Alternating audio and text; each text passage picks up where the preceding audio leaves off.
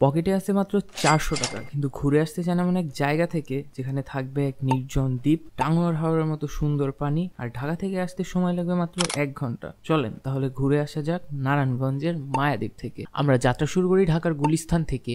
গুলিস্তান থেকে দোয়েল বাসে করে জনপ্রতি 65 টাকায় চলে যাই মুগরাপাড়া বাস স্ট্যান্ডে। সেখানে নেমে আমরা জনপ্রতি 20 টাকা অটো ভাড়া নিয়ে চলে যাই বৈদ্যবাজার ঘাটে। ঘাটে নেমেই আপনারা অনেক ট্রলার পেয়ে যাবেন। ঘন্টাপ্রতি এর ভাড়া হয়ে থাকে 180 থেকে 200 টাকা। আমরা 650 টাকায় ট্রলার ভাড়া করেছিলাম, সেখানে 2 ঘন্টা থাকবো, আর যাওয়া আসা মিলে 1 ঘন্টা, টোটাল 3 ঘন্টার জন্য। মায়াদ্বীপে যাওয়ার পর আমরা চর ঘুরে দেখি। আপনারা গ্রুপ নিয়ে গেলে অবশ্যই ফুটবল নিয়ে আসবেন, যা আমাদের নিয়ে আসতে মনে ছিল না। আর চেষ্টা করবেন অবশ্যই বর্ষার মৌসুমে আসার, তাহলে এখানকার প্রকৃতির আসল রূপ দেখতে পারবেন। বন্ধুদের সাথে সুন্দর এক বিকেল কাটিয়ে চলে আসি সেই বৈদ্যর ঘাটে। ঘাট থেকে জনপ্রতি 20 টাকা করে চলে যাই পানামনগর। পানামনগরে এসে আমরা আমাদের দুপুরের খাবার হোটেলে। এখানে ভাত ছিল 20 টাকা, মুরগির মাংস 80 টাকা, আর যে কোনো ভর্তা 20 টাকা, আরো মাছ মাংস ছিল এখানে। খাবার শেষ করার পর আমরা পানামনগর ঘুরতে গিয়ে দেখি আনফরচুনেটলি সেই দিন শ্রমিক দিবস হওয়ার কারণে বন্ধ ছিল। আপনারা আসলে অবশ্যই চেষ্টা করবেন শুক্রবার বাদে সরকারি ছুটির দিনগুলোতে না আসার। পানামনগর থেকে আমরা আবার জনপ্রতি 20 টাকায় চলে আসি মুগরাপাড়া বাস স্ট্যান্ডে। সেখান থেকে আবার